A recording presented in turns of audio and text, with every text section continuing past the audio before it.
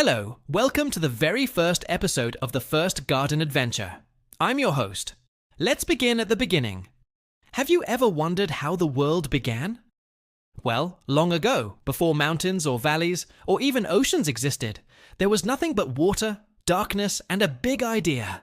A big idea that was full of light, plants, fish, birds, animals, mountains, valleys, oceans, and two very special people named Adam and Eve. And this big idea was called God Almighty. And God said, let's make all of creation good. So God did just that. And after a few days of creating awesome things like stars and galaxies and planets and all the different kinds of rocks and metals, God decided it was time to create a garden. Oh, what a beautiful garden it was. It had rivers and lakes and lush green grass and tall trees with yummy fruit. In the middle of the garden was a huge fig tree. Its branches were so wide, and its leaves were so thick that it looked like the whole tree was one giant fig. Underneath the tree was a cozy cave with soft dirt floors and walls made out of sweet-smelling wood.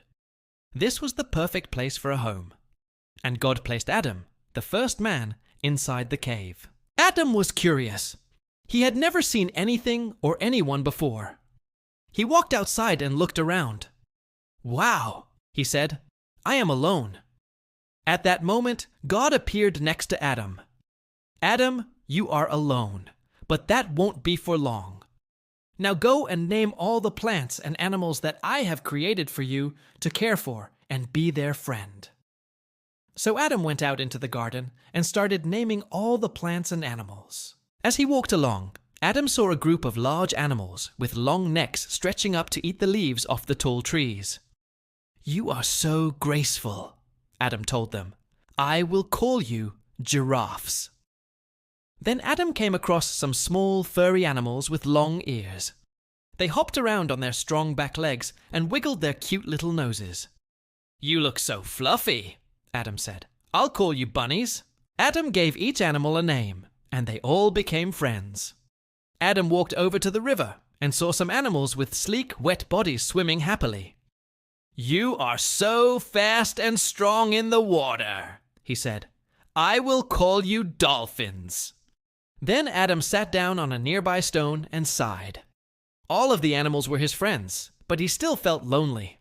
He wanted someone special to talk to, someone who could understand him and play with him, someone like a sister or a wife. At that moment, God appeared again. "Adam, you still feel lonely. But that won't be for long. Close your eyes and take a deep breath. I have created someone special for you." Adam closed his eyes and took a deep breath. When he opened them, he saw the most beautiful woman he had ever seen. She had long flowing hair and kind eyes and a sweet smile. "Hi," she said. "My name is Eve." "I'm Adam," he replied. "It's nice to finally meet someone." Eve and Adam walked hand in hand throughout the garden. They played with the animals, swung on vines, and ate sweet-tasting fruit from the trees. After a while, Eve stopped to smell a beautiful flower. "This garden is wonderful," she said. "But it would be even better if we had a house to live in." Just then, an idea popped into Adam's head. He grabbed Eve's hand and ran to the fig tree. "Look at this tree," he said. "It's so big and strong. I bet we could build a house inside of it." So Adam and Eve started to dig a hole in the fig tree. They dug and they dug until they made a doorway. Then they used leaves from the fig tree to make walls and a roof. The house was perfect. It had windows to let in the sunlight and a front door made out of flowers. Adam and Eve were very happy. They had a beautiful garden to explore, friendly animals to play with, and a cozy house to live in. But something was missing. They had everything except food. "Let's ask God what we can eat," suggested Eve. So Adam and Eve went to the riverbank and called out to God. "Hello, God, we are hungry and we need food to eat." "Of course," replied God. "Look around you. Everything in the garden is yours to eat, but don't eat from the tree of knowledge of good and evil, for if you do, you will die." Adam and Eve thanked God and returned to the fig tree house. They were very hungry, so they went to the riverbank to find some food. Said Eve. All of this fruit tastes really good, but I wish we had something different to eat. Adam looked up and saw some juicy red apples on a nearby tree. Let's try these, he said. So Eve reached up and grabbed an apple. She took a bite and her face lit up. These are so good, she said. Then Eve noticed something strange.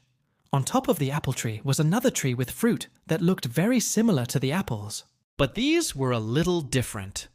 They weren't red. Instead, they were a shiny golden color. And underneath the tree was a sign that read, "Do not eat." Eve turned to Adam and whispered, "I'm sure God wouldn't mind if we just took a tiny bite." Adam thought for a moment. Well, God did say that we can eat any fruit in the garden, but maybe we should listen to this sign. It could be dangerous. Before Eve could reply, two strange-looking men walked by. "Hey, why aren't you eating the golden fruit?" one of them asked. "Isn't it obvious? Because it says not to," replied Eve. "Oh, come on," the stranger said. "Don't be a scaredy cat. It won't hurt you to take a little bite. Besides, it tastes really good." Eve hesitated, but then she took a bite. The fruit tasted sweet and sour, and made her feel very strange. "Wow," she said, "this fruit really does taste good." "You were right." The two strangers laughed. "I knew you wouldn't regret it," one of them said. "Now let's get out of here before someone sees us." As the strangers walked away, Adam and Eve looked at each other. "Uh-oh," said Adam. "I think we got into trouble." Suddenly, God appeared and asked, "Did you just eat from the tree of knowledge of good and evil?" "Yes," replied Eve. "We're sorry." "It's okay," said God. "But now you must leave the garden." Adam and Eve were very sad, but they knew they had done something wrong. So they packed a few things and left the garden. As they walked away, they looked back at the garden one last time. It was beautiful, but they would never forget the day they had so much fun there. Together, the end. Thank you for watching the very first episode of the First Garden Adventure. If you liked the story, give it a thumbs up and subscribe to RL Kids TV. Then join us next time for more adventures. See you soon!